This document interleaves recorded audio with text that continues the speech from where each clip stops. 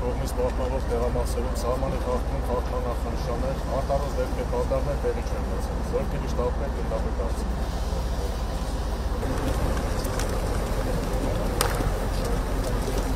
Այսինքն այս ամբողջ ենթակառուցվածքը ճանապարհի նորակառուցվել ամբողջությամբ 0-ից նախկինում չի եղել, նախկինում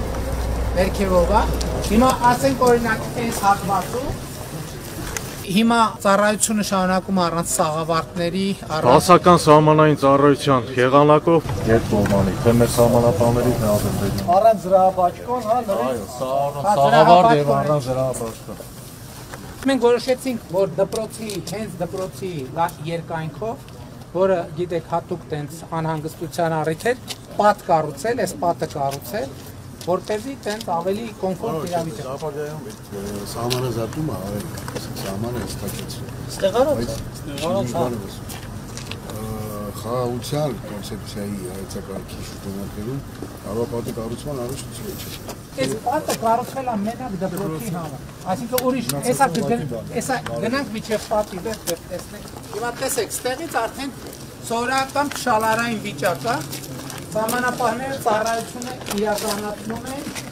փշալարի տեմպով։ Բայց պատկերացնելու համար հիմնականում որտեղ փշալար է, տեղ կա 5 մետր, տեղ կա 10 մետր, տեղ կա 20 մետր դեռ մեր տարածքն է, սահմանապահ ծառայության շերտի համար, որտեղ սահմանապահները, այսինքն գյուղի մեջ ծառայություն չիրականացնեն, շատ կարևոր է հետևյալը։ Եվ այստեղ, եւ Սյունիքի մարզի 73 կիլոմետրանոց հատվածում այն պահից, երբ որ սահմանապահներն են կանգնել, որևէ մի հատիկ հրադադարի ռեժիմ, նույնիսկ չսահմանազատված հատվածներում, որտեղ սահմանապահներն են ծառայություն իրականացնում։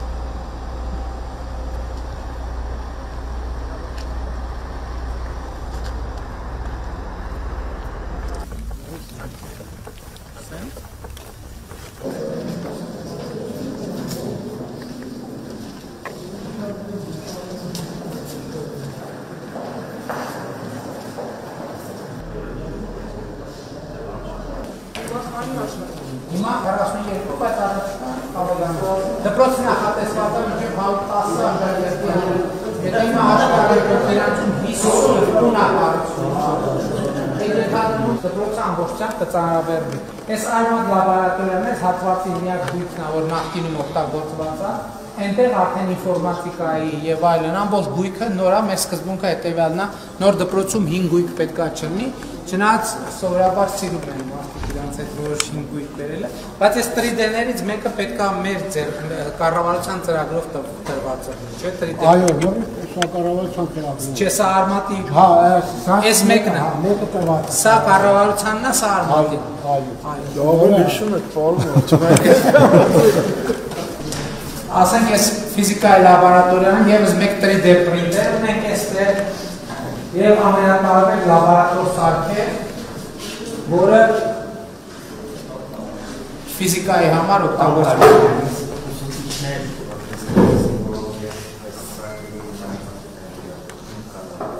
Ուրեմն մենք հատուկ վերապատրաստման ծրագիր կա, լաբորատորիաների վերապատրաստման, ուսուցիչները իհարկե հերթով են գալիս, հիմա այդ չի շարունակում, որ բոլորը անցել են, եւ լաբորատոր սարքերի վերապատրաստման հատուկ ծրագիր կա ուսուցիչների։ Ստեղ հարգելի գործընկերներ, քիմիա կենսաբանության լաբորատորիան է։ Սա նախատեսված է այս պահարանը փորձեր անելու համար եւ լաբորատոր ամենատարբեր սարքեր ասենք օրինակ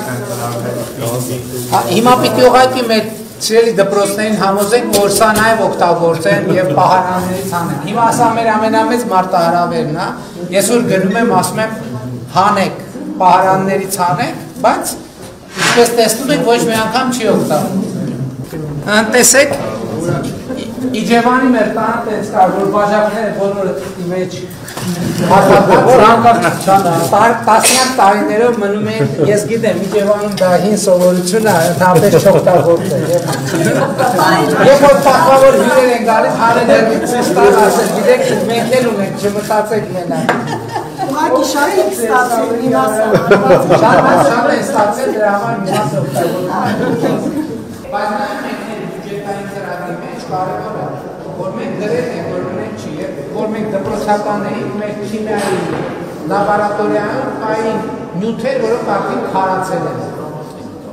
Ես ասում եմ, մենք պետք է ունենանք նորմատիվ, որ այս սարքը պետք է 5 տարի է իրականացնել։